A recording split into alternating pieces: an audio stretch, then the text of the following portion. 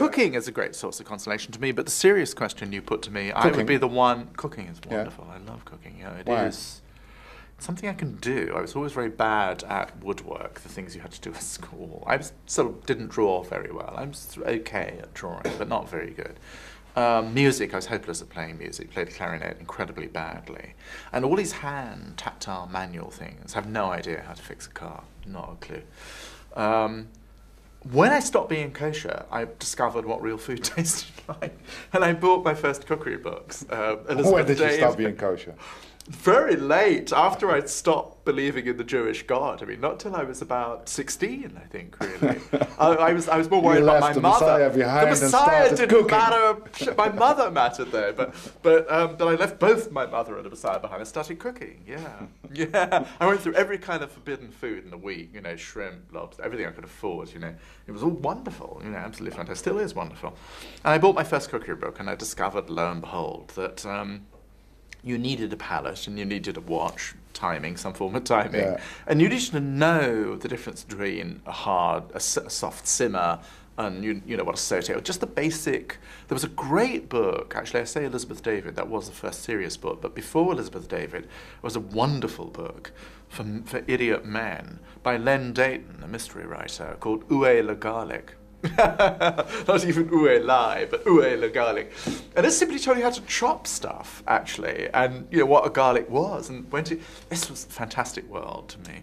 And I fell in love with cooking then, and I've always been. It's huge.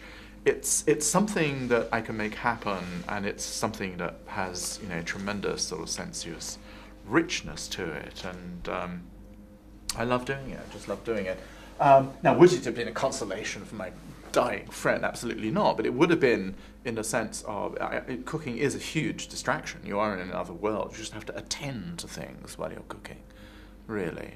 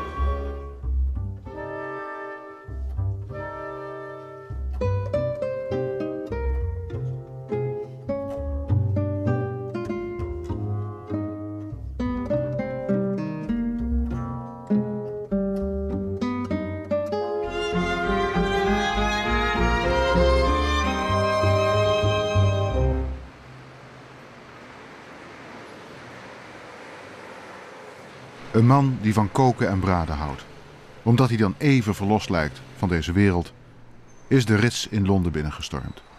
1 bonk nervositeit. Problemen met uitgevers. Ik weet niet of het wat wordt vandaag. Als ik ergens niet aan denk, is het aan schoonheid en troost. Kan ik deze telefoon even gebruiken?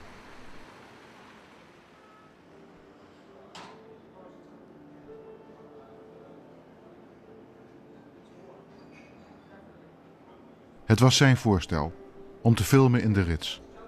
Een rustige omgeving met een rustig uitzicht op een rustig groen park. Hoe moet je hem omschrijven? Kleinzoon van Pools-Joodse voorouders. De kunstkenner die meer van Rembrandt weet dan Rembrandt zelf. De historicus die meer feiten lijkt te kennen dan de wereld heeft voortgebracht. De historicus die vooral troost lijkt te vinden in een verleden dat hij nooit meemaakte. Een liefhebber van kerkhoven en associaties. We begonnen de dag met de definitie van geschiedschrijving. You capture a moment of lost life, really. You capture a moment of lost life. A fugitive life, of life which you know is gone. And you try and have the power, again, very Olympian task, of making it come to life again. You provide the illusion that it's alive again. Yeah. That's what I try and do. That's what you were doing when you were a kid. Yeah. More or less. Yeah. Did you realize what you were doing? Well, I wrote a play about, which again I've never talked about, when I was 7 years old. This is certainly a recompense for the loss of empire. It's comical. I wrote a play for my 3 friends who lived next door, Ingrid and John and Gordon. And it was about Sir Francis Drake. I'd grown up, I guess, on all these terrible Alexander history costume movies, which were made during the war, and about which Gore Vidal writes very, very wittily, which are all made when the Brits invaded and kind of colonized Hollywood, an attempt to force the Americans to think of this as a common war of freedom against despotism, which, damn it was. But Vidal is very funny about the way in which Fires Over England and all these Alexander Korda films were made. And I'd grown up on them, so I was very into, the world of the first Elizabeth I. I wrote this little play about Sir Francis Drake and the raid on Cadiz, in which it was said in a history book I read that Sir Francis Drake had singed the King of Spain's beard. And I assumed this was entirely literal, that he'd actually somehow got to the king and had set his beard on fire. So this is why I wrote my little play for several parts, including, because I sure as hell wasn't going to do it, I was the directorial hand, a fake beard made out of cotton wool for my friend Gordon. He was the youngest brother. He was the one who couldn't, which we then set alight to the horror of his mother, who actually had to cope. We then put it out in time to prevent serious third-degree burns. But this was, this was my first attempt to write history. The second attempt was to write a history of the Royal Navy, which I did entirely in cigarette cards. Did you have those in Holland after the war? Yeah. Okay. Never had them in America. So some of them were all to do with the great cricketers, but there was a series of great battleships of Britain. And so I did this as well. This was my second history book. So it was transparently about, consolation for the loss of any sort of serious power in the world, I think. But if we talk about Beauty and Consolation, right. Does the Jewish part of your upbringing come in, really, or is that the first association you make? Because I'm with Beauty and somewhat, Consolation, no. No, I wouldn't say so. Kipling? Well, yes. I wouldn't say... well, yes, actually. Yes, they're yes, as with all your conversations, wonderfully provoke one to think of things that hadn't quite made sense. Yes, I mean, growing up with Kipling and Churchill, for example, with whom I begin my new project about British history, there was certainly a sense, actually, of becoming immersed in the richness, and I would say the beauty, as well as there's much ugliness in the British past, as a way of, as a consolation, yes, for the loss of grandeur, I would say. I mean, little boys want to grow up. Certainly, my generation, little boys did, I think, really, not having the sense that the kind of grandiose chapter in British life, even perhaps British imperial life, was gone. But it was absolutely and utterly gone, really. And certainly the kind of exploration of the fabric of the past, really, its furniture in the sense in which Macaulay used that word, its clothes, its diction, its manners of speech, its customs, all that did seem to me, certainly as a kid in the 50s, to be more beautiful. Yes, actually, I would say that, and more compelling, more an object of desire and reflection, a place I wanted to be much more than a kind of grim, grey, culturally impoverished, rather miserable world, actually, of British reality in the early 50s. So I think that's true, coronation or no coronation. So I think there was something really about... a small boy with his head in the past. Yes, certainly that. The Jewish past, I mean, if we think about that in the same light, the Bible was a beautiful place to be. The Bible was quite different, actually, from going... Pardon? Adventurous or... Yes, fantastic. Ripping yarns, yes, absolutely. And I was certainly, my head swam with visions of Jezebel and Bathsheba and the Queen of Sheba. That seemed to be fantastic stuff, but totally unlike the rather much more dur stuff one got through and one actually went to shul. When he went to cheder, when he went to Hebrew classes, far too much time, in my view, was spent going through the liturgy, the prayer book, which was sort of incredibly boring, which is repeated eulogies to the wisdom of the Almighty, and far too little time amidst the stories, which I deeply wanted to do. There was also an attempt to do a kind of baby version of what Talmud school will do. In other words, brood on whether or not locusts were kosher or not, or why they were kosher in Leviticus but not kosher in Deuteronomy. This was absolute nightmare, called pilpul, hair splitting. The fine, one would now say Aristotelian kind of, training of minute discussion of minutiae. This drove me absolutely crazy. Now, I wanted to be off in Naboth's vineyard and witness to the Battle of Ai, or there with Gideon. That was fantastic stuff. And wondering exactly, being completely failed to convince that really, the woman whose thighs were like towers and whose, in the Song of Songs was really a metaphor for God's marriage with his people, really. So it seemed to me about something else completely, something I was much more interested in, sex.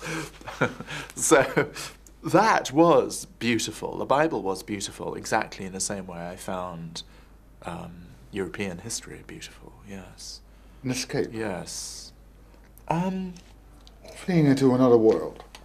Like many of the participants in this certainly, series did. Certainly, yes, probably. I mean, it was escaping everyday's reality, well, the brutality of life. Yes, fleeing into another world, of dreams, history, ordering. Right, but it actually seemed to me, I think the reason why I demur a bit at the idea of escape is that escape presupposes,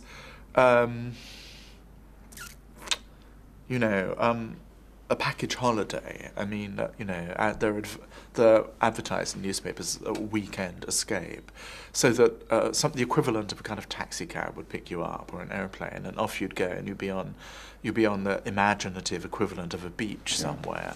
Not like that. I always thought actually that it was more a case of an alternative adventure, to use your word a minute ago, which is right. And there were kind of risks and bewilderment and dangers I mean, obviously there weren't any in that sense, physically, although one did tend to play on the derelict sites of bombed-out buildings. We were constantly, me and my friends, being pulled away from there by policemen, actually, in the early 1950s. There were unexploded bombs. Didn't care about that. But that's a trivial thing. So I always saw it as a kind of setting out into a different world, really, rather than just a kind of a place to which one was easily taken. I don't know if that makes sense as a difference. I did think there was some effort and imaginative act to be undertaken, right, in the exploration. The metaphor of art, of transformation. Yes. You have to transform reality in order to be able to live with it. Right. Is this a code word? I don't say history or being a historian. Transformation, the necessity to transform everyday's life to something else and able to live with it. Was it that strong? Well, necessity. I'm struck by the The oddness of that word. No, it's luxury in a way. I mean, well, no, that's equally perverse actually of me to use that word. Let me backtrack there. Maybe your word is actually much more pertinent now I reflect on it for a second. History does seem to me of necessity as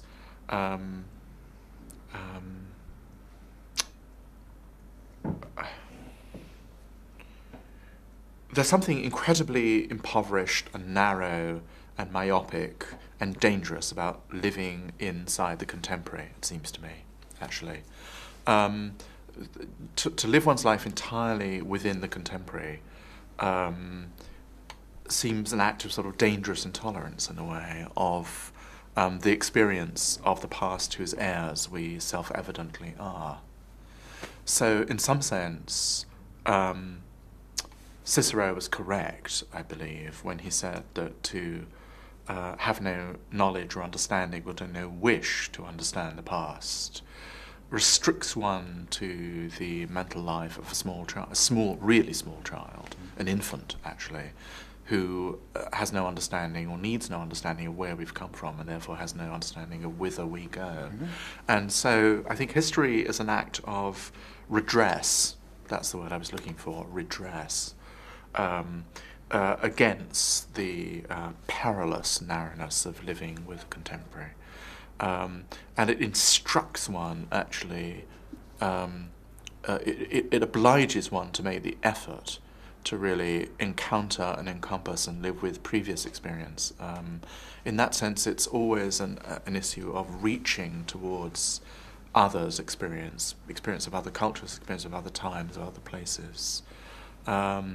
Breadth and a kind of broad working understanding of what the human condition is, of what kind of animal we are, and what kind of world we inhabit, does seem to me to be extremely important. In that sense, you're right about the necessity of transformation. I guess I would rather use the word of liberating ourselves from the tyranny of the present, really. The tyranny of the present. Yeah. Past is an illumination of the human condition, of the same kind that poetry will provide, if it's done well. Not of the kind, in my view, that, well, the way I work with the past, that's what I'm after, if it's a personal question. It seems to me perfectly legitimate for historians to wish the past to yield truths which are more comparable to the truths yielded by political science or economics. That's not what I do. So very often, the illuminations I'm hunting down or trying to find are the product indeed of contingency and inadvertence and unexpected connections, really, as in the case of the strategy. Are you deliberately looking for the unexpected? No, but I'm working hard. No, you can't, because, I mean, how would you do that? Yeah, it's impossible. It's impossible. So what you do is you go for as total immersion as you possibly can, and you, with the optimistic conviction, which has not quite failed me yet, that you will be guided by a little epiphany, by an illumination, really. For example, shall I give you an example to make it more sensible? We were just in the series of programs we're making on British history. I was wondering how to deal with Queen Elizabeth. We're back to her again, the first, and her relationship with Mary Queen of Scots. Troubled, tragic, very important story to tell. And we were looking for locations and things of that kind. And a little piece of paper came across my desk saying, "Did you know that Westminster Abbey Museum has Queen Elizabeth's underwear?"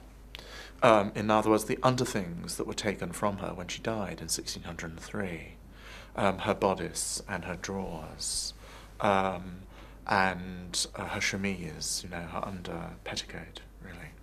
And her body was taken away and embalmed, of course, very quickly, and the clothes too were kept, I'm not quite sure how, in a state of almost airtight preservation. It was an absolutely miraculous accident.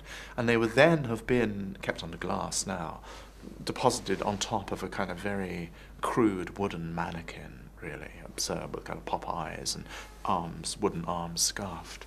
The sense of it was very startling to be kind of confronted with these very beautiful and touching and kind of poignant objects. And the objects, when you look at them, what you see is that the body is long and slim. It's the body of almost of a woman whose shape has really never changed from the age she was sort of 18 or something, because she was a virgin, she was chaste, she never had children, never suckled babies, never lived that complete. She decided that her biology was to be at the service of her country. Her body had become the country.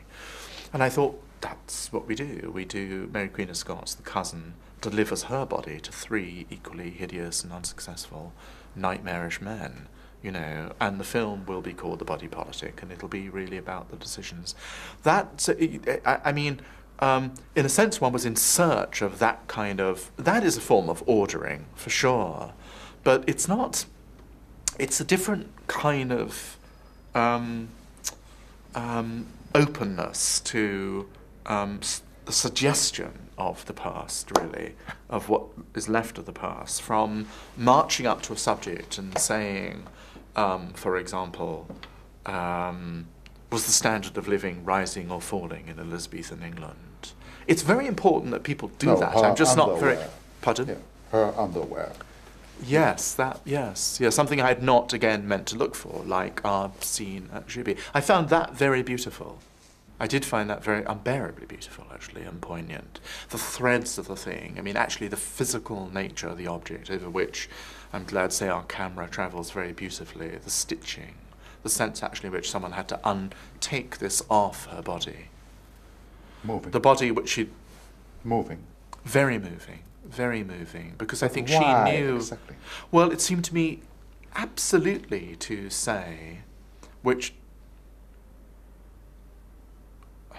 I know to have been her regret. I can't tell you how I know that, because she would uttered nothing of this sort.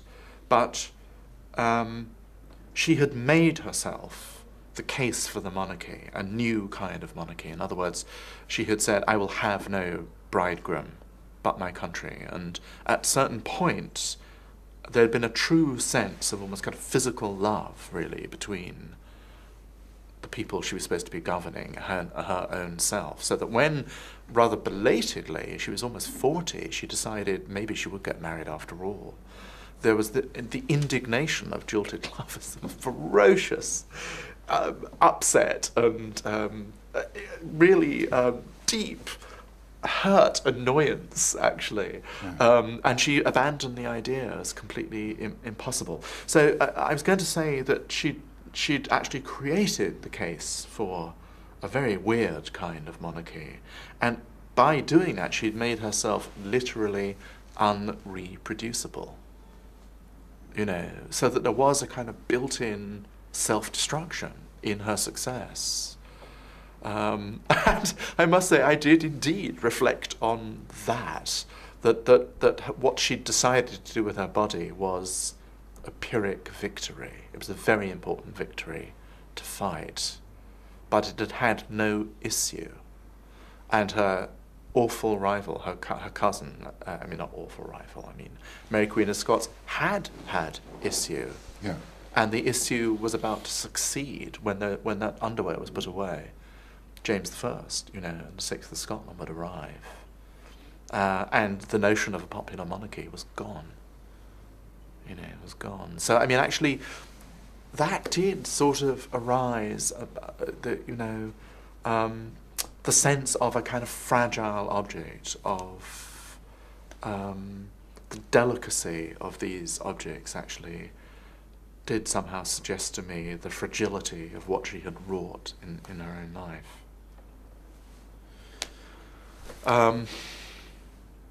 What's the nature of this kind of aha-erlebnisse? That you find unexpected order, or that you simply meaning, see I'd say. It was there, but nobody noticed it. That's right. Yes, that.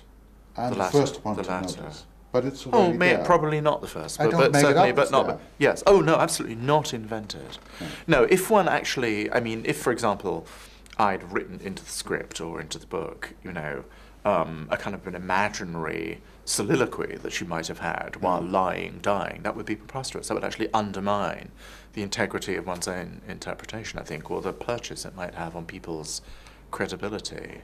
No, it becomes a way, actually, of interpreting what she did do and what she did say and what the problems were in what she had done. So at the same time, it's a halfway station, like you said, between fiction and non-fiction. You have to reinvent. No, I think it is. I would say it's a kind of poetic non-fiction. I would absolutely say it's poetic non-fiction. Yeah. Have a look at those two photographs. Yes. And please tell me what happened. What kind of pictures are we looking at? What kind of experience was it? It was it was an experience of accidental emotion. This was a place in eastern Poland on the border of Lithuania, and I was in search of a particular kind of landscape, a landscape in which my grandparents on my mother's side and my great-grandparents had lived, and from which they'd been uprooted. And it was unusual in that it was a world in which I hadn't thought of Jews as inhabiting a forest world, a world of timber, rather than a world of the fiddler on the roof, chickens scratched, cow barnyard shtetl. So I was actually in search of a lost Jewish world, and I guess I'd sort of prepared myself. Can I put that down? I'd sort of prepared myself for a kind of visual Kaddish, in a way, a piece of land, actually, which spoke of loss and emptiness. And on the way, simply driving towards that particular landscape, flashing past the car, as I described it in the book, saw a cross standing on top of the hill, much as you see it there. And that took me into an utterly different kind of cultural realm. I mean, the realm not of another realm of bereavement, but a Catholic world of immortality and rebirth. I mean, the cross was wooden, and therefore belonged to a very ancient Catholic tradition to do with resurrection, really. Not really what you expected. Not what I expected at all, no.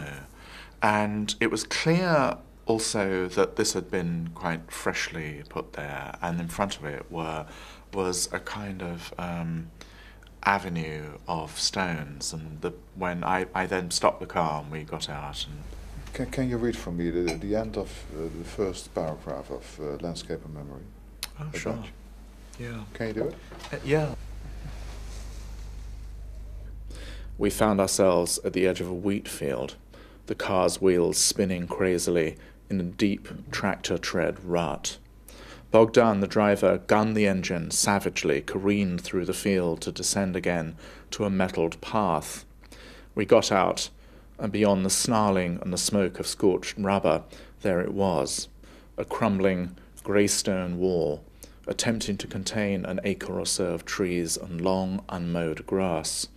Behind the wall, the ground rose in a gentle slope. It was a burial mound. Inside the enclosure, what had looked like grass turned out to be a solid carpet of dandelions, packed so thickly that they formed a rippling, deep pile meadow, perhaps 1.5 feet tall, catching the light through the trees in dancing, speckled patterns. It took a while to see any sign of stones at all, but close to the top of the little hill, 1 or 2 stuck out from the undergrowth at crazy angles. Was this all? Were these the generations of Jewish Punsk? Had the Nazis ripped out the stones as they had throughout Poland, or had the Lithuanians done it themselves? It was only by crushing the dandelions underfoot that I could feel something other than soft, packed dirt. It was actually clearly a man-made avenue of boulders, but they'd been assembled in a way to suggest that they'd been there over an immemorial amount of time. It was the tradition that was actually being set down. And so we stopped the car and I got out and walked to the top of the hill, and the boulders then stretched down the other side. But it was actually that's the other side, and that's the vision, which actually, that was the landscape, the panorama really, which greeted me. And that absolutely I found dumbfounding in a way, because it actually flooded the imagination, both with paintings and poems, and a huge At the very same time, at the very same moment. Yes. Yeah? Yes, it did, because I've really been reading, in translation necessarily, I've been reading Polish poetry, really, about lost landscapes and what they really meant. The way in which a country which had been forced to disappear, Poland, at the end of the 18th century, had sustained its own possibility of life and resurrection by repeatedly seeing itself embedded in a landscape. And the landscape was constructed of forest and river and rock.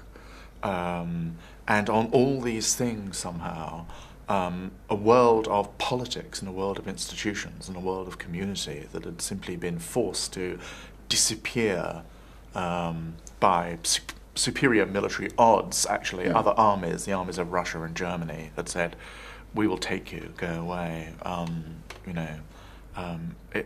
country which had been condemned to a kind of annihilation had actually insisted really on its own presence through repeatedly, from the great 19th century poet Mickiewicz through to Czesław Miłosz in this century, repeatedly imagining it still had a presence in this world. And it was absolutely as though, even though the world I was looking at could not, the front of it had been designed to trigger that sense of presence in the absence of brutal tragedy. In other words, the stones had been laid down, but someone had seen the rest of the landscape, the river and the forest, as somehow completing this vision, indeed, to speak to your subject, of consolation, and of being sustained by it. Unexpected beauty. Yes, unexpected beauty, yes, that's right. I think actually a kind of an unexpected, for me, certainly unexpected beauty, yes. But I think actually it simply reinforced my sense that often the cycles of nature, particularly the kind of woodland cycles or the presence of rock in particular, I suppose all the ingredients of this landscape, their life cycle is going to be incomparably more enduring than our own life cycle, or indeed the cycle of nations, that nations rise and fall, are here and are gone, communities are here and are gone in the twinkling of an eye. And ever since nature has been spoken about poetically, whether in the Bible or in classical poetry, in Horace, that has been a source of consolation, I think, to the brevity of our own span on earth. And I've taken that to be the reason why cemeteries have actually been decorated with greenery. I recommend to you Kensal Green, if you're a connoisseur of cemeteries. I don't know if you are. I am, really. And I know. One at Kensal Green, which I hadn't seen, which is most wonderful. It's actually terribly upsetting and poignant because it's really very close to the place of the Paddington train crash. You can actually, I hadn't thought of talking about this, but you can actually, as you wander in Kensal Green, which is, I live in Maida Vale while I'm living in London, so it's really just about a 10-minute walk from there. You can actually see the Sainsbury's supermarket from which people rushed to the scene of this absolutely horrific train accident we had. And neither my wife and I, we'd actually decided, she's also a connoisseur of cemeteries, to investigate this particular one. It's a wonderful We might have gone there. A wonderful Victorian cemetery in which the kind of division too of Victorian worthies are buried. The man who thought he'd found, but hadn't really, a cure for TB. The greatest circus rider of the 19th century, and they have these staggering mausoleums there. But I was very struck by actually how many of the early 20th century tombs have actually been planted with roses. And I don't know about you, I think it's also true of Holland. We've had a very warm summer and very warm autumn, so these roses are in spectacular bloom, actually. Very English. I don't think that would ever happen in America, and maybe not in Holland, but very English, actually, to not just bring flowers, but actually plant a rose in the soil in which someone was buried. And that's just sort of, another variant on the notion that actually death can be consoled and compensated for by a sense of... yes, of what? Oh, the sense of the return of nature, that actually in some ways, the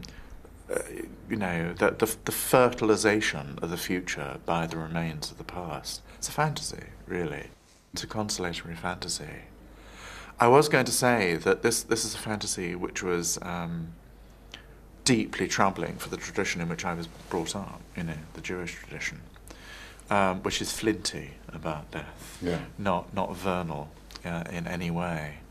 And if you want to see a cemetery which resists the beauty of nature as consolation, go to the Mount of Olives, really, even though, a beautiful landscape, but essentially each of those tombs in a truly Orthodox cemetery will just have a scattering of stones. I expect it's forbidden, really. No, it's forbidden to bring flowers to an Orthodox Jewish burial. Yeah. The idea is not that grave is a place of beauty, but the grave is a place of inhospitality, so that when the day of when the Messiah comes and the tombs will be opened, the righteous will be in an extreme hurry to leave this rather bleak waiting room to paradise. It's a wonderful trope. Meanwhile, so this resting place is indeed very stark, meant to be very stark. We'll come to the Messiah later on, if you don't mind. Well, he can wait, or she. Well, it is a she. It's a she, right? Yeah? Right. This man. We agree? You absolutely, yes. Yeah, we're sure. Yes, I think no, without questioning. Yeah. If he exists, it's a she. It's a she. Okay. But standing on this hill, I'm returning to Poland for a while. I knelt down and parted the stalks and leaves, brushed away the fuzz of their seed balls. 2 inches of grizzled stone appeared, the Hebrew lettering virtually obliterated by heavy growths of tawny and mustard-coloured lichen. I could just make out a name, Tet, Bet, Yud, He, Tevya, Tovya. I sat and swept my arms about in the dandelions like a child making a snow angel. Another stone appeared, and another. Digging down a few inches, brought up another up from the netherworld. I could have spent a day with a shovel and shears, and exposed an entire world, the subterranean universe of the Jews of Punsk. But to what end?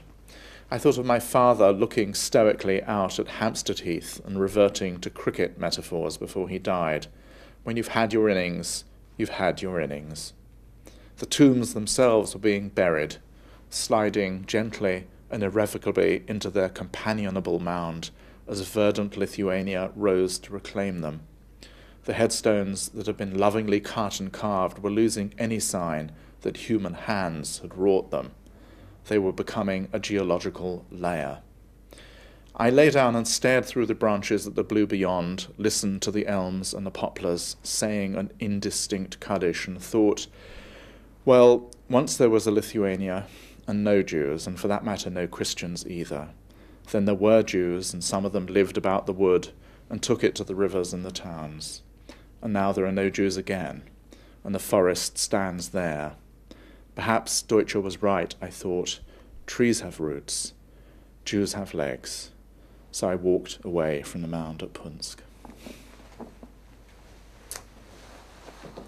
There was a peculiar mixture of feeling. I felt at the same time I needed to see these things and touch them and to kind of lie there, where I did literally lie on my back with them. At the same time, I did feel I was kind of disturbing their peace. It was like, even though I wasn't opening a tomb, it felt like it, because it felt as though there was another covering. This blanket that nature had given it was, as we say in Hebrew, Arav Shalom, may they rest in peace, and I was actually breaking that peace. But I broke it anyway. Why exactly? I needed, at Paraphrase, that point... what were you looking for? I wasn't looking for beauty. Beauty wasn't on my mind, although beauty was there, and consolation, yes. Surprise? Yes, I was in a state, I think I was certainly still in a state of surprise. No doubt about that, really. I think actually consolation, not quite right. I think a sort of, I was in a very agitated state by then, so I needed to some sense a state of composure. I mean, a sense of reconciliation, which I write about at just the end of it, that I needed to come to terms with the fact that this was a community that was never coming back. A lot of Jewish history is about return, really, particularly return to Palestine. But our generation, I'm just the post-war generation. I was born in 1945, just as the war was coming to an end, and I think there've been an enormous number of journeys that our generation have taken, actually, in order to satisfy themselves in a sort of odd, rather arrogant way, I guess, actually, that there are some places to which there is no return, there is no coming back, and this certainly, I think, really was one of them. So at the end, when I tried to tidy up the disturbance I'd made, it was like actually pulling back the blanket and drawing the curtain over that, really, and making a farewell. I mean, are farewells acts of consolation? I'm not sure they are. I mean, farewells, I think, are farewells which are that definite, are acts of resolution to proceed with another chapter of life.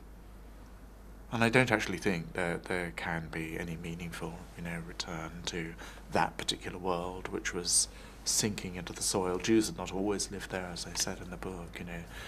This land had always been there, and Jews had come and Jews had gone. What kind of an atmosphere was it?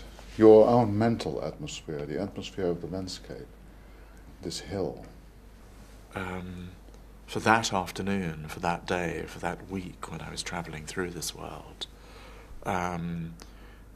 the farewell element of it, the valedictory element of it, certainly in the end made a kind of peace possible, and made an end to violence, an end to the memory of violence possible. It's different, I think. Yes. How do I imagine? Makes it possible? What do you mean? A feeling of peace? Peace with what? Peace is consolation. Goodness. I think yes. But I don't think they're the same thing. I think actually consolation means, I think rather like, have you seen The Producers? Gene Wilder clutching his security blanket, his little piece of cloth. Consolation means something you can have with you for a long time, and you can return to for consolation. I know there is no returning. I wouldn't feel consoled if I decided next week to go back to this place at all, actually. That's why I meant it made a kind of farewell possible. It made a kind of a reconciliation with an end possible, really. Reconciliation with what end? With the end of Jewish life in this particular world. Yes. I don't think that's the same as consolation. Family. Yes. Part of yourself. Yes, I think that's right. The Messiah. Yes, what about her? Yes. What about her? You had an Orthodox upbringing. Yes, I did, yes. What's the current position here about the Messiah, about God? Did we finally get rid of him or her? No, not... Are we liberated, finally? Or can't you be liberated? No, I can't quite be liberated. I'm in a state of fretful disbelief, really. But there's this convenient word agnostic, really, which is, am I confident enough to say there is no such thing? No, I'm not that confident, really. Not yet? I don't ever think I will be, actually. Because? I'm not completely convinced by the idea of the universe as a self-perpetuating lump of physical matter, really. But on the other hand, I don't believe in the argument from design that the wonderfulness of the world, including the landscapes something in between. It's not a design. It's not only contingency. It's something in between. And there, the Messiah shows up, not knowing what he's doing, what she is doing, stumbling around. Actually, the Messiah then is not part of my fretfulness. Actually, the fretfulness is about some sort of, I guess, again. Kind of monetarist to Plato, some sort of idea, some sort of actually, not idea is much too strong, even though that's the Greek word. But I certainly am not prepared to really rule out, turn my back on the notion of a non-random creation. But the Messiah, though, the notion actually that there is a presence whose return will be redemptive, that seems to me nonsensical, actually, and that presupposes a kind of dramatic agenda, a sort of play, the script of which I don't have any belief in. Messiah showing up Thursday evening at 6 o'clock saying, "My God, what did I do? Yeah. Please help me to find the answer." Right. No, Not even that? No, absolutely not that. No. What did your father tell you? What did he was walking with you at Hampstead Heath. Yeah. And, no, he was in bed. Well, we did walk a lot, but he didn't die. But when he talked about God, Yahweh, what did he tell? He didn't talk about God at all. He didn't talk. No, he got the word wasn't mentioned. No, he prayed in synagogue, but most of the talk. You went with him? Oh yes, I went to shul, as we called it. All the time, every week, actually. But when we talked of football, actually. That's what everybody talked about, actually. Or when I was with my friends, we talked about, haircuts or Elvis or something, actually.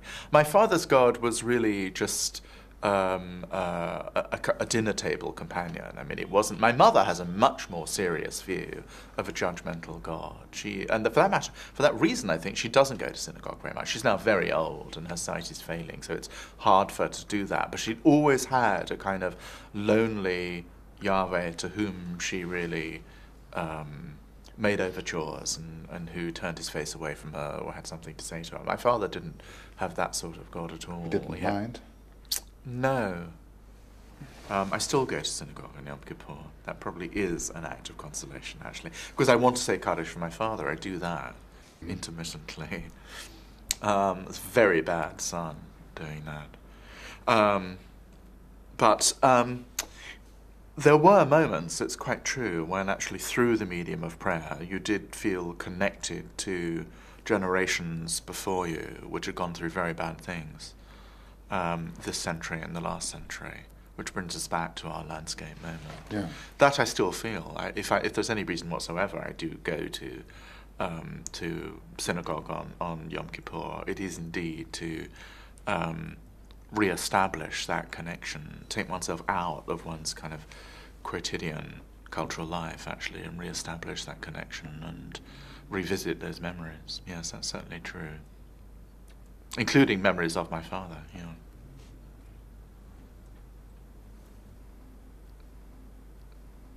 In shul, trying to remember your father, trying to re-establish the connection with the past. How do you do it? Well, the prayers let you do it because you, oddly enough, the Kaddish, which actually you only say, of course you only say at special moments, but that is actually It's famously. Do you know the book about Kaddish written by my friend Leon Weaselton? Okay, Leon. One of Leon's points is that the word death isn't actually mentioned in the prayer. It's extraordinary for that reason. But it's a formula of sanctification and magnification. And it's an amazing piece, actually, of perhaps therapeutic application of Jewish guilt, in that, of course, one's parent was supposed to have lingered in a kind of Jewish version of purgatory until acquitted by the son. And I don't believe in any of that somehow, but it's quite true that there is a residual sense of obligation, not of acquitting my father who'd done nothing for which he needed to be acquitted, in my view, but certainly a kind of obligation against oblivion, against forgetfulness, really.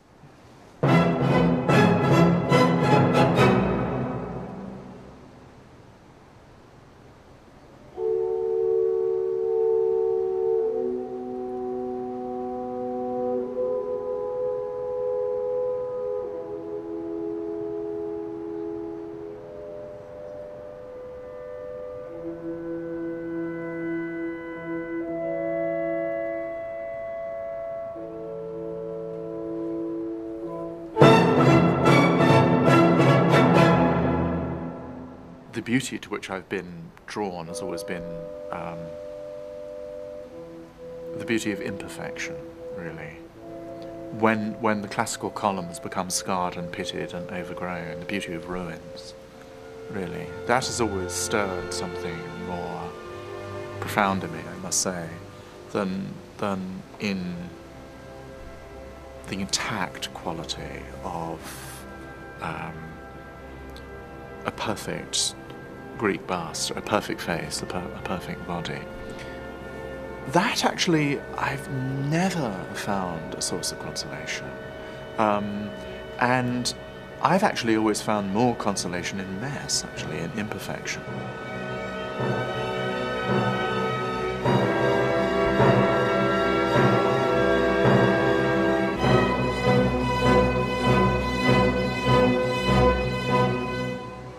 De man tegenover me houdt van de Fidelio-ouverture van Beethoven.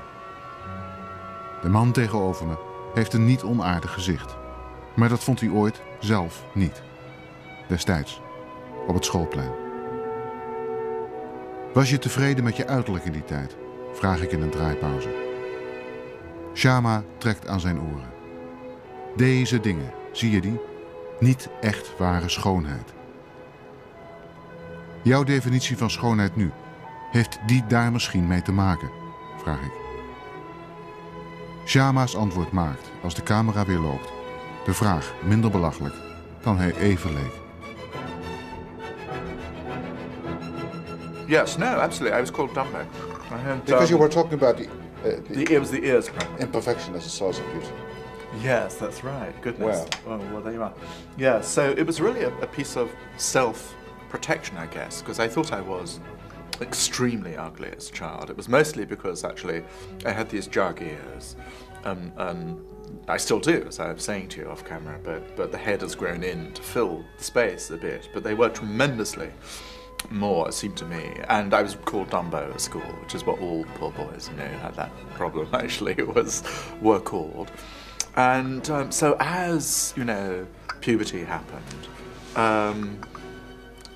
it never occurred to me to really. I thought,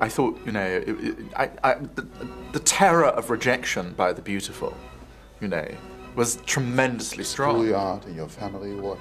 Where? Sorry? At the schoolyard? No, the terror of rejection by beauty. Girls, absolutely. The girls. Oh yeah, girls. Yes, exactly. My ears. Oh my God. Yeah, my ears. Oh my God. That's exactly right. Exactly right. But yes. So, in fact.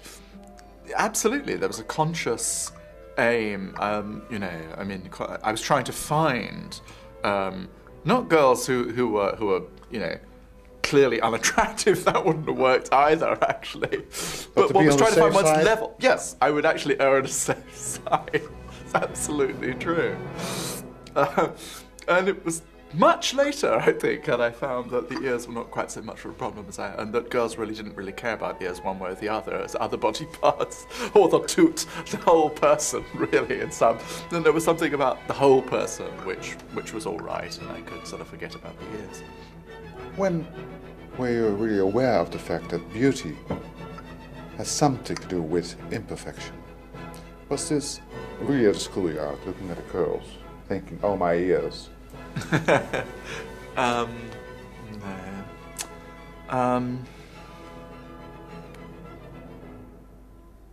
Rather looking for contingency than ordering. Yeah. I think actually looking at burnt out buildings, that had become overgrown, because that was very early on, and I do remember thinking that the word that was used by the grown-up world was eyesores, actually, and that back to where we started, that actually as they were being overgrown with wildflowers, a particular kind of wildflower in the city, convolvulus bindweed, which again is a weed but has these beautiful, delicate, rather trumpet-lying flowers as it snakes around stone. That these were indeed things of beauty, and they obviously, for everybody else, triggered memories of the horror of bombs and the Blitz and so on.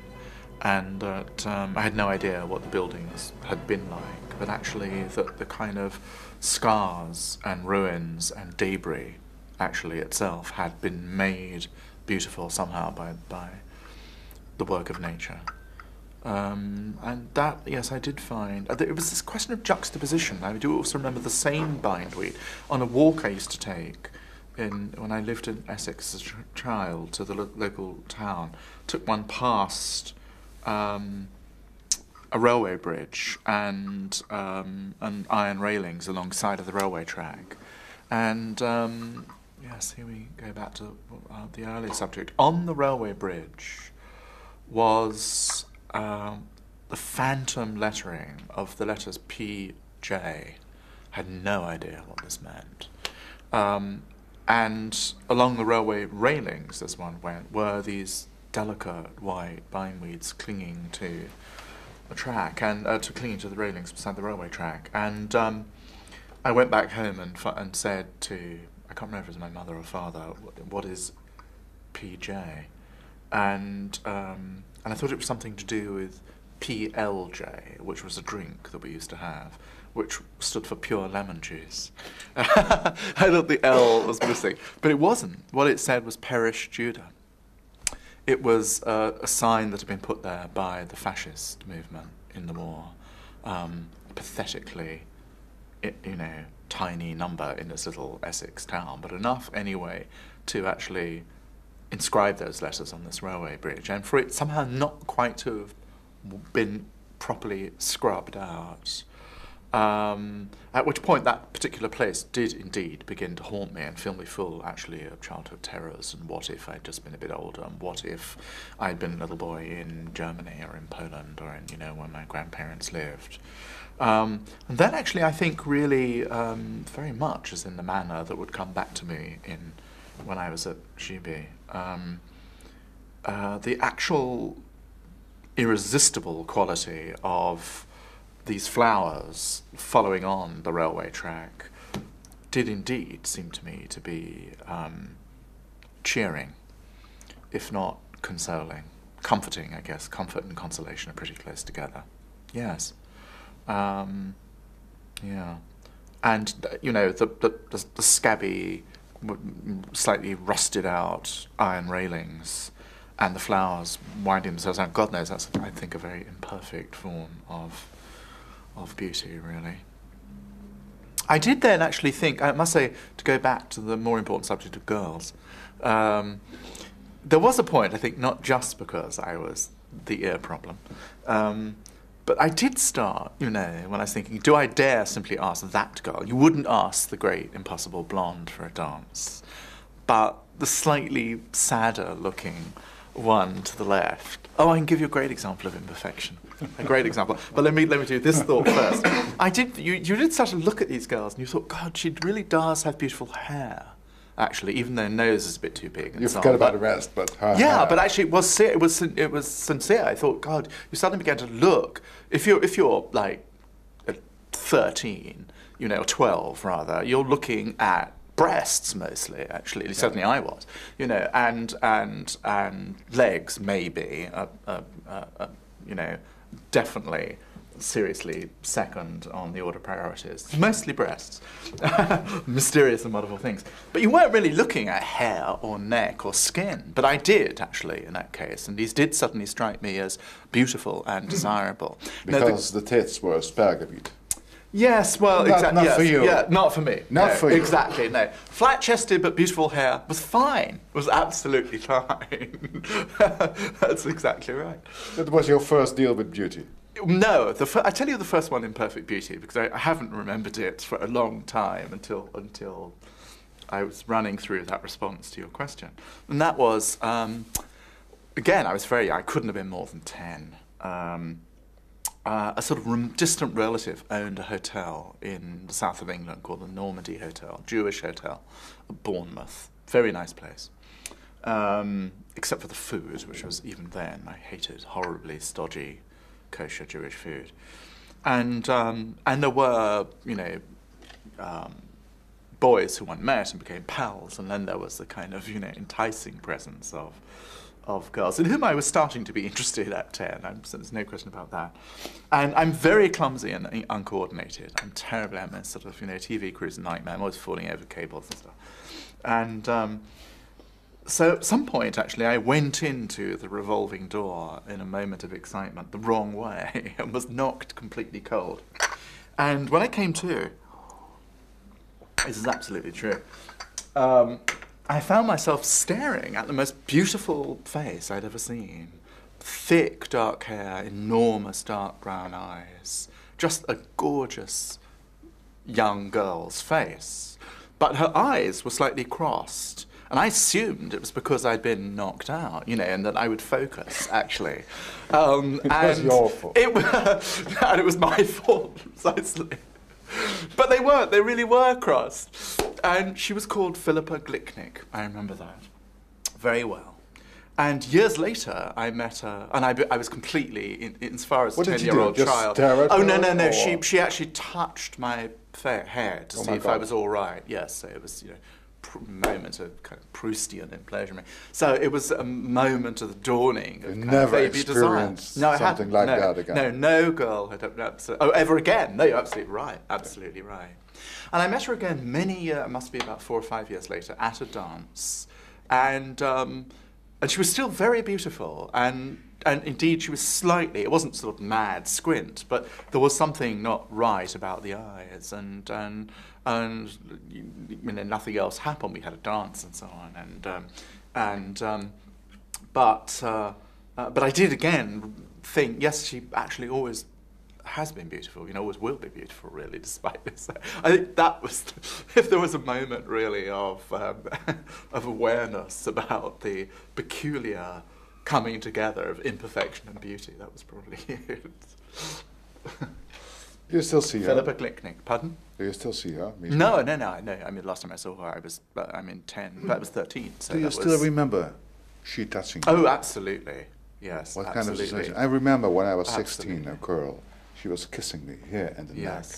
Yes. That's an experience never to be repeated. No, it's exactly right. The first tenderness and sexuality meeting each other, right. Yes. never to be repeated. No, I'm sure that's exactly right. Same kind of experience? Yes, absolutely. Yeah, really. No. And it didn't educate in any particular way, really, about what one was supposed to do with early sex, actually. You know, I guess I never forgot that, but it was no help when you had to learn about kissing. Kissing seems to me, if you had a guy, I mean, it was no problem. Any kid growing up and watching movies now, actually, it's probably no guidance for kissing now, because it's all fucking, you know, almost no kissing. Yeah. Which is probably also a problem. We had the opposite problem, namely, it was only kissing, but it was a kissing, mouths were never opened and lips were never soft. So I assumed, what do you do when you kiss? You pressed as hard as you possibly... Exactly. And something really amazing was supposed to happen. You didn't open your mouth, you couldn't open your just mouth. clenched You got it, exactly. Yeah. So that's what I did, until, again, a girl instructed me that, no, that's not actually what happens. And that was almost comparable, really. A girl of very imperfect beauty called Susan. Another stage on, very imperfect beauty, actually, but a wonderfully desirable, sexy girl, fantastic girl, really. So... Well, that brings us to beauty and decay. Yeah. That's like what the Brazilians say about São Paulo. That São Paulo is the only city that's gone from infancy to decay without ever experiencing maturity, actually, or the prime of life. So. Yeah, we're talking about decay. Right. I quote Germaine Krier. She wrote last week. Yeah. Beauty must end, and soon, if it is to be perceived by earthlings as beautiful. A flower that does not fade is hideous. A song that runs through our mind for an hour, let alone for a day or a week, bores and irritates and finally disgusts us. The keenest pleasure, if prolonged, must turn to pain. Every poet who ever wrote has known that joy's hand is forever at his lips bidding adieu, as Keats said. Yes.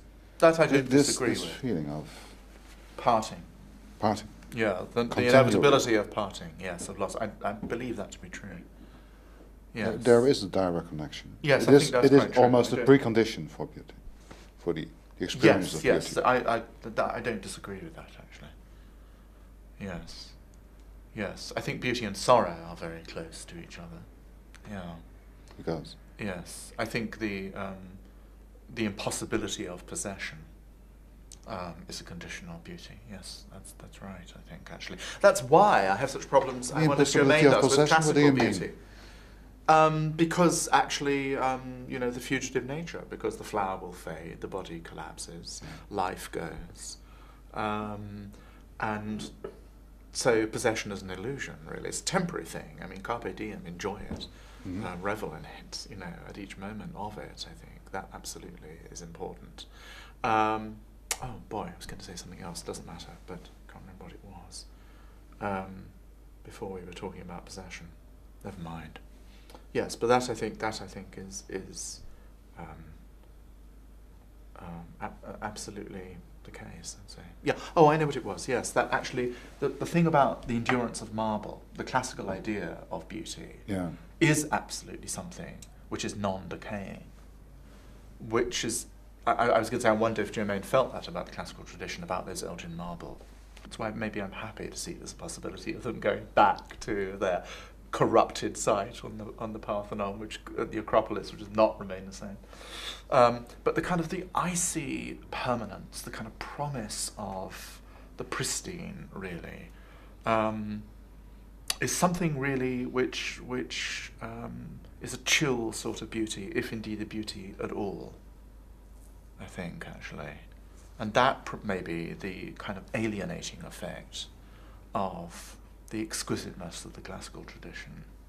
If one thinks actually about the greatest translators of the classical tradition into paint, for me they have worked best, Titian, when actually intimations of softness and decay have been present, as they are in the way Titian paints flesh. And indeed, late Titian is profoundly, almost unbearably moving, because he's invented a broken surface, which of the actual paint strokes are broken and feathery, as if in some process, actually, of decomposition. He decomposes, Titian, as much as he composes. I think that's profoundly, as does Rembrandt, of course.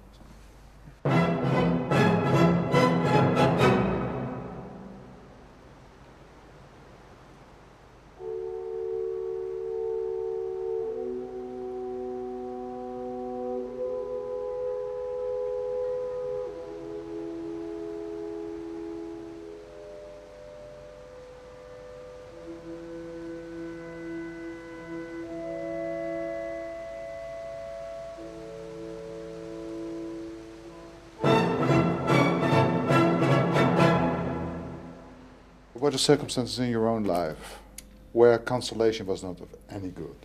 No music, no art. Yeah. Yeah, I mean, the death Can of you talk friends. about it Yes, more? the death Do of you friends, want to talk yes. about it? I don't mind. I mean, I had a friend who I was at college with, very good person.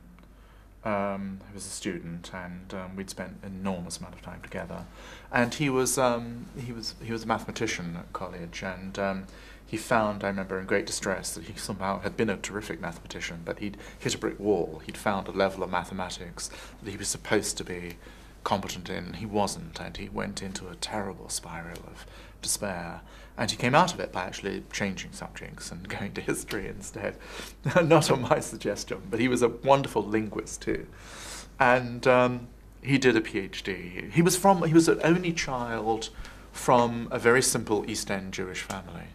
And they doted on him, and his parents were very simple. They were of kind of one stage back in the journey out of the Jewish East End of London towards suburban middle class. One stage further back than at least one stage further back than my parents had made. So his parents were very much like people I went to see in the East End still. And his name was John, there's no reason not to give it. He was a fine person, very funny, very soft-hearted. And he became, after he finished his PhD, he went into the Foreign Office and became a great Chinese speaker and interpreter, and actually became, I think it was first commercial secretary when Britain opened its first embassy in Beijing. And then he got brain cancer. And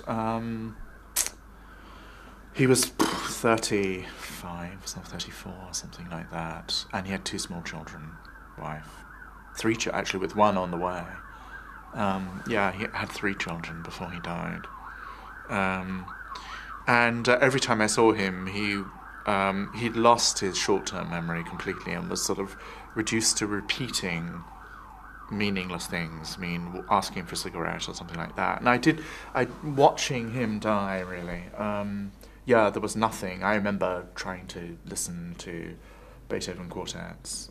It seemed to me ridiculous. All it did was really kind of it deepened the sorrow a little bit, but it was not a consolation. It was not a consolation. I felt, yes. Yeah, it deepened it. And I suppose an element really in one's anger and despair, you want to hit bottom somehow. You want to really find that there's some hideous place at the bottom of the pit from which you're going to rise, but we never kind of did, really. The event just happened. And one went to see the family a lot, and then life moved on. Really, I felt just terrible for his parents, who were obviously inconsolable, because he had been their posterity. He'd been the reason for their existence. He'd been their consolation for moving towards the end of their life. So there was no consolation for that, and certainly no beauty. But you tried. I'm sorry? You tried. Yes, I did. To find some consolation. Yes, I did. Beethoven. Failed to find it, yes. And it deepened your sorrow. Yes. Instead of... Yes. That's right. Instead of dispersing it in some way. Making it more bearable because more abstract. No, it didn't do that at all. Yeah, maybe Beethoven was actually the wrong... I don't know who one's, choice of consolatory composer would be. I don't know. There is no consolation to be had in the fact of a cruel death. I mean, I have a colleague right now, who I won't name, who, at the height of her powers, had an aneurysm and then a stroke, and is, we hope will recover, but has succumbed to horrible calamity, really. And I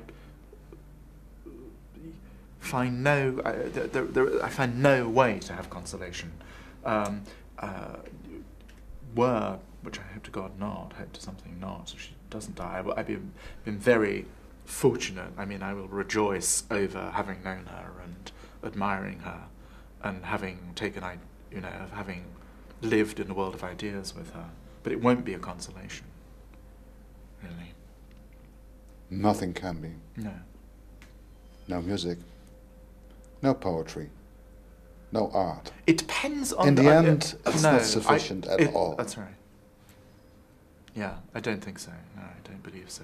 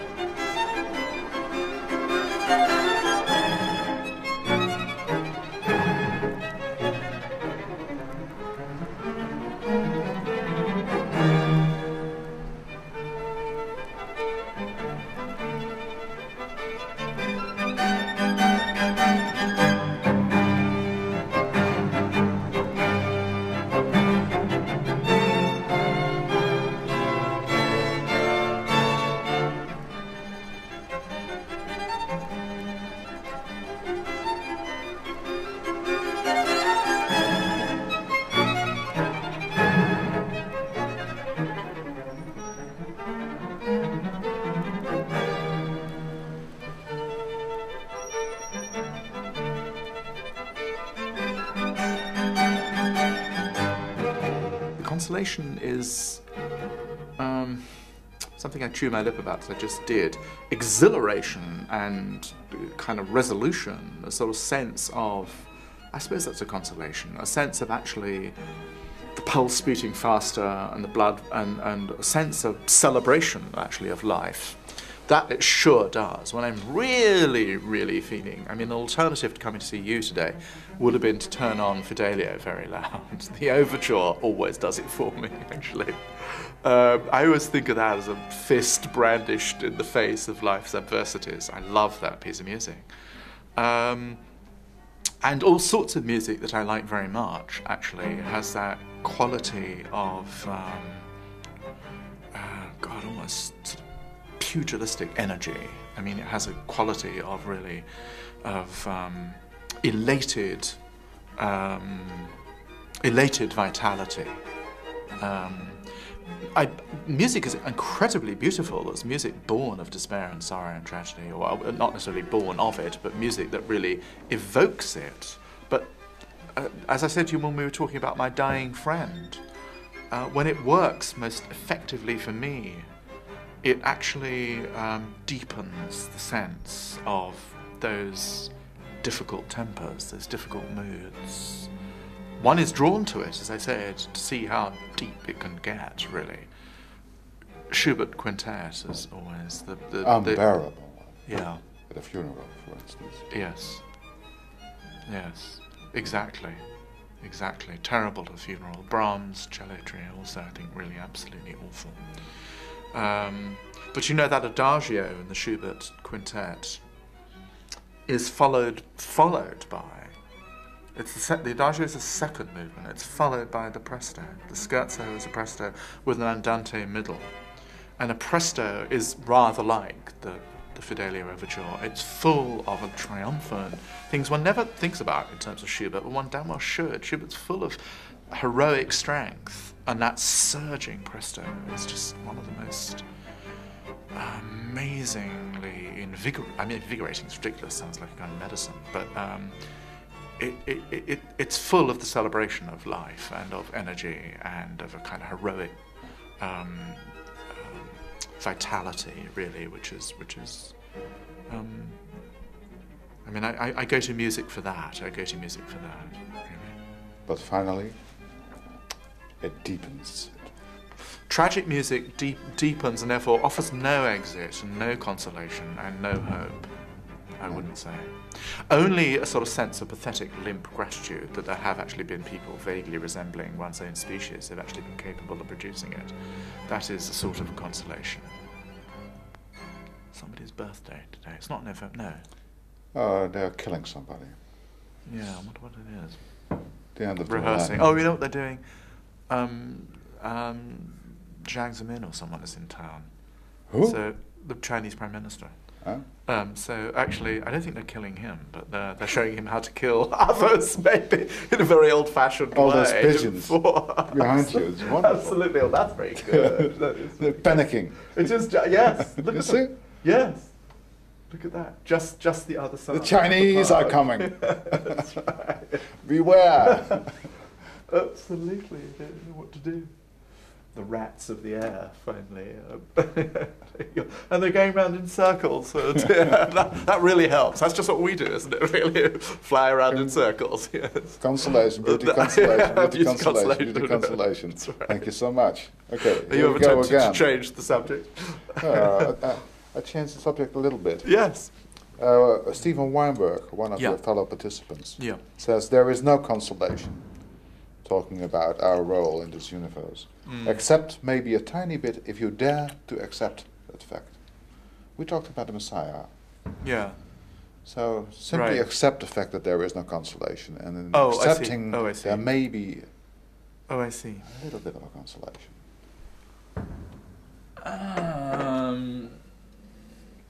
No, I find that absurd, actually.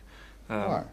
I don't think it's a necessary condition of discovering consolation. Yeah. Yes, I think it's too paradoxical for its own good, actually. I think actually the finality of accepting the non-existence of consolation disproves its own meaning, really. I mean, I see that not as an interesting paradox, but as a non sequitur or a contradiction in terms. Yeah. Sorry, Steve, but I'm sure he should be here, really. And I don't find the. I was saying there is no consolation in anything for acts of great cruelty, no consolation for for Auschwitz. That's right. But is there any consolation in contemplating the human condition and the natural world in a larger view which says it's part of the human condition to experience cruelty and tragedy? Absolutely. Absolutely. In the colour and creativity and energy.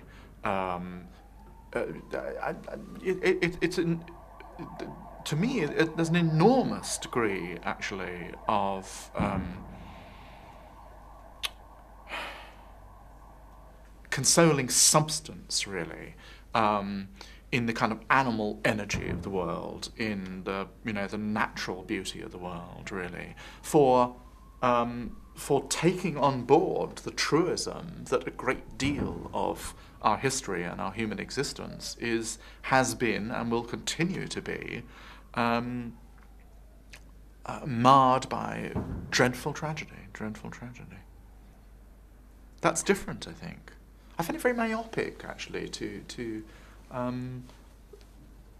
say that, or very misanthropic, I guess. It's like Timon's position in the Shakespeare play, really, that,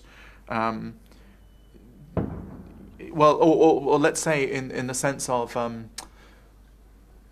a consolation prize in England. Yeah. Have you discussed that? Is a prize for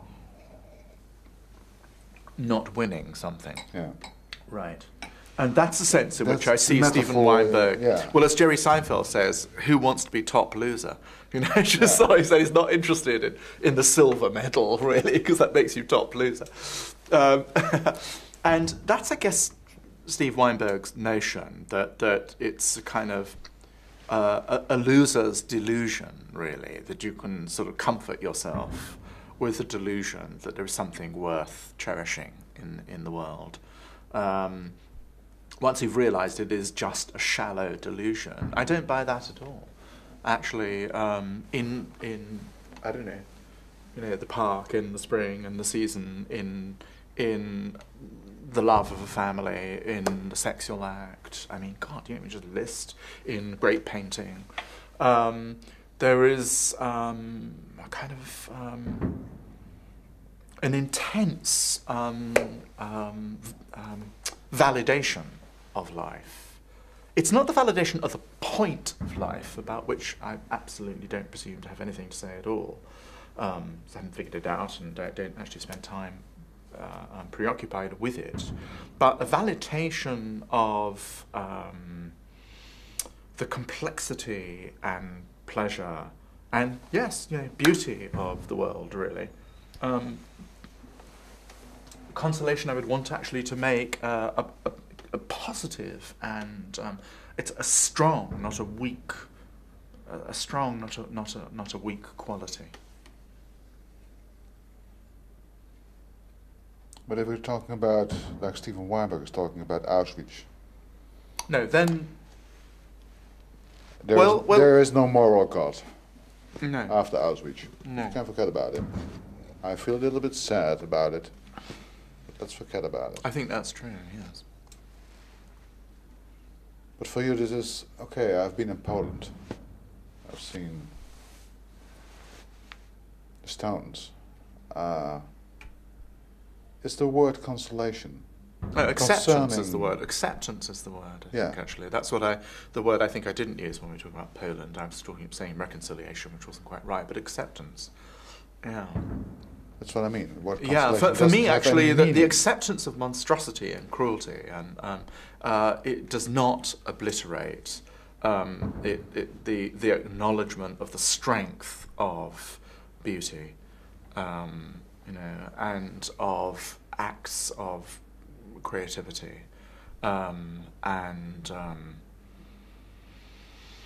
the fertility of the natural world, the kind of miraculous fertility of the natural world. The Third Reich was full of natural conservationists, really. It didn't stop them committing genocide, planning genocide. Indeed, planning genocide as part of an effort of natural conservation, clearing the woods of Jews and eventually of Poles. So kind of, one is not at all a kind of... It doesn't work as beauty is too thin and too brittle, really. It's not a guard against barbarity at all. Not at all. No, I don't think so. So what is it? Of either kind. I mean, well, the beauty that leaves me cold, which we've talked a little about, is, as I say, a fantasy. It's a sort of sketch of an ideal, really, which is essentially a kind of fantastic abstraction. The perfect nose, the perfect breast, or I don't know,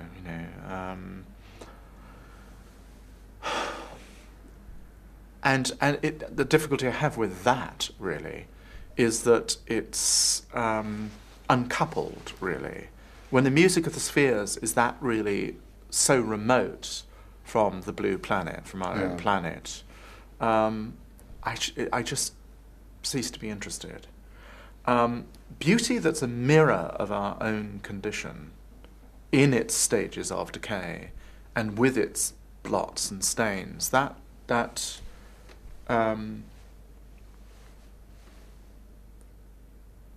I do find sort of poignant and something which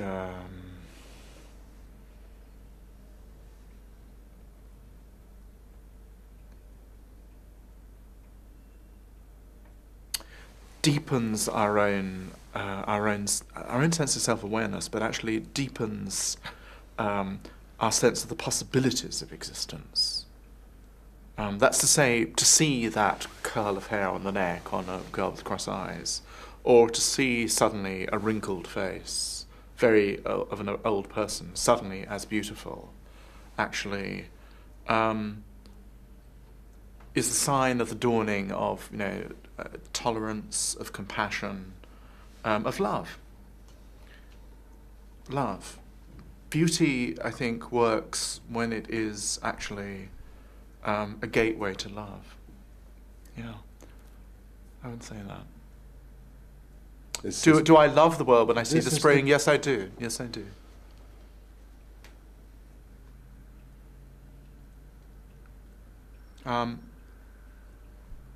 It's the difference really between, and love I take it to be the ability to actually cherish something that is not a mirror, not actually oneself. It is involuntary selflessness.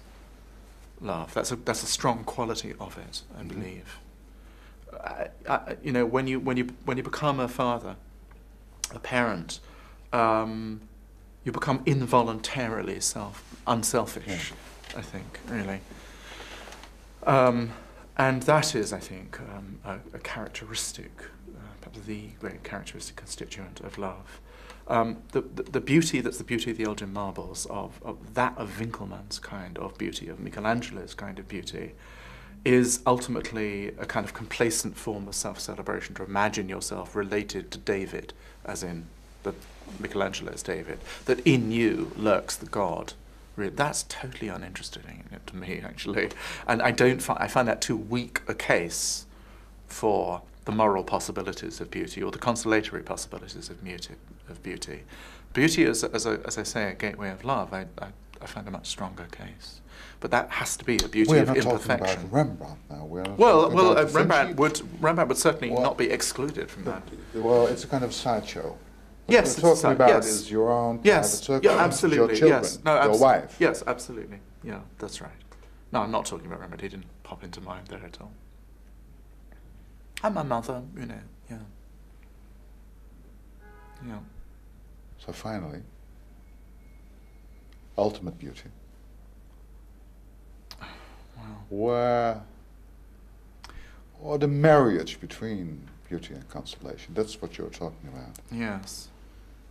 It's not so much to do with art, paintings, music. No, that's quite right. It is to do with personal love, yes, I'm sure that's right. With kinship, really. Not as a kind of clannish thing, I don't mean. That's to say that you can find... when I said to you, you asked me, or rather you said, you listed all my colleagues and some of my friends, who found no consolation in their particular field of work, and I said to you, without you pushing the question, yes, I do find consolation in history, which I do, and if the extension of that would say, do I find history beautiful? And then, of course, there's unbelievable ugliness in history, but as a whole, to dwell in the past, is that to dwell amidst much beauty? Yes, it is. And it's because, actually, the element of beauty in history is an intimation of kinship. I don't feel kinship with, Goering, let's say, but it's a way to feel kinship with the lost, dead, with all sorts of worlds, that otherwise are simply just so much rubble and so much dust. And I derive huge sort of consolation from that. So there is a sort of connection, really, between that kind of work and between the ultimate beauty, which, as you absolutely rightly says, returns to personal love. Yeah, love, one's love for others. Yeah, absolutely.